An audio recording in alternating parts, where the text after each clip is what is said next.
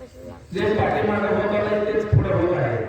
त्याला कुठेतरी आळा घालण्यासाठी एक भरपूर प्रभाव पुढे आहे, त्याच्या पाठीमागे आपण उभारणं गरजेचं आहे. जे माझ्या बाबतीत घडलं ते तुमच्या बाबतीत घडू नये. ह्या रंगाच्या वेळी मी जेव्हा पैलवानकीत होतो तेव्हा कुठेतरी मला एक समाजसेवेचं वेळ लागलं. त्या समाजसेवेत कुठेतरी माझा तालुक्यात पटवायला यायला लागलं की ह्या रामदासच्या वेळी मला कुठेतरी राजकारणाच्या गोळ्यातून अंगाची दिशा दाखवण्याचा प्रयत्न केला. त्याचं म्हणणं असं झालं की मोहोळ तालुक्यात भरपूर पैलवान आहेत आणि आम्ही तुम्हाला मागील त्या गावात तालीम देतो, मागील त्या गावात जिम देतो, मागील त्या गावात मॅच देतो. तर त्याचा पैलवान ग्रुपचा तुम्ही अध्यक्ष आहे, तर तुम्ही जर अंतरला माझा ऐकून आले तर 100% आम्ही तुमच्या पैलवानकीसाठी किंवा खेळाडूंसाठी जे हवं ते करू. कारण का आता चालूचे आमदार यशवंत माने आहेत. कुठेतरी मला ह्या गोष्टीचा विचार करावा लागला. कारण का माझ्या मोहोळ तालुक्यातील सर्व पैलवानांची मी मीटिंग बसवली.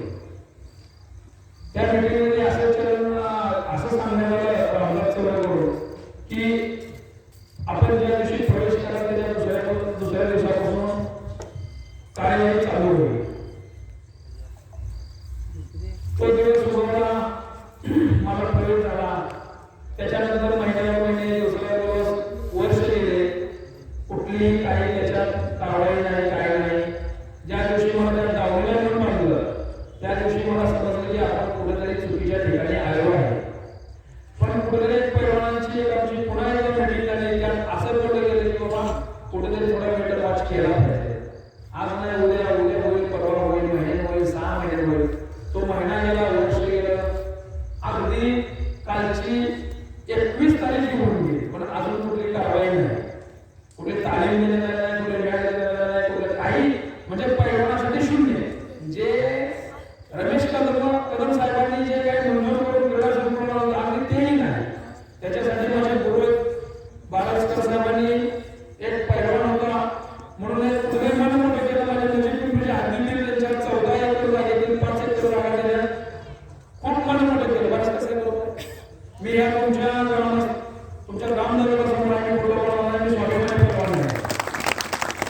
आम्ही स्वाभिमान पैलवान आहे हे माझ्या वस्तादही सांगितले. तर रामदास चौधरींनी काम काय केलं की मला फक्त त्या दांडूला नेऊन कामायचं काम केलं. पुन्हा बोलले गेले की पैलवान त्या भागात आमच्या नेत्याचा थोडा विरोध आहे, हायवेच्या पलीकडे त्या भागात तुम्हाला मांडणारा वर्ग भरपूर आहे, तिथून काही अंदरकडे काय कोण प्रवेश करते का बघा. अहो खोटं बोलत ह्या सिद्धेश्वराच्या नगरीने अहो ज्या माणसाने 15-20 वर्षाच्या अंगरचा उंबरा गेला नव्हता त्या माणसाला सुद्धा मी कुठेतरी त्या रामदासच्या सांगण्यावर तिथे घेऊन गेलो. पण तिथेही काय झालं. जो माणूस 10-20 वर्षाचे प्रश्न प्रलंबित होते ते सुटण्याच्या मार्गामध्ये पण त्यांनी आपल्या बाजूने पडद्या मागून कधी अडचण निर्माण केली.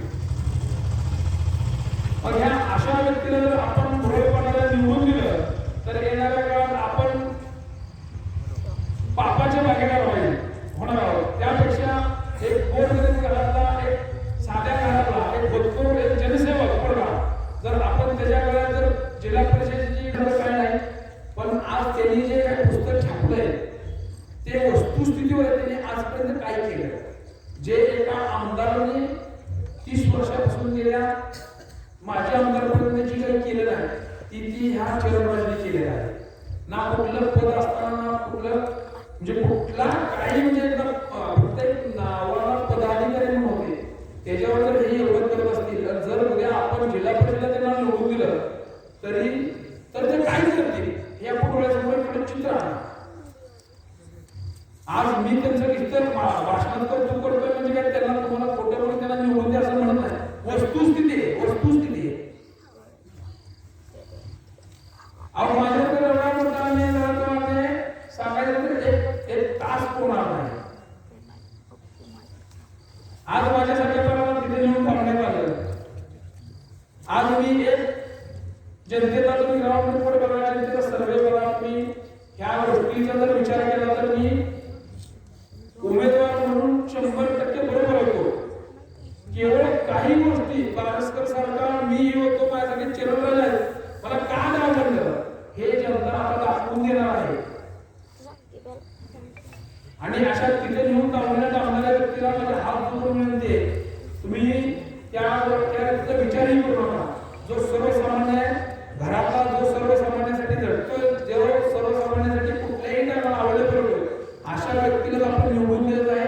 अधिक न बोलता, तिकडून टायमिंग संपलेला आहे असं मला सांगते, पण अधिक न बोलता येणाऱ्या 7 तारखेला माझे बंधू चरणराज चौरे यांच्या नावासमोर जे धनुष्यबाणाचं चिन्ह आहे त्याच्यावर बटन दाबून आणि जे माझ्या माता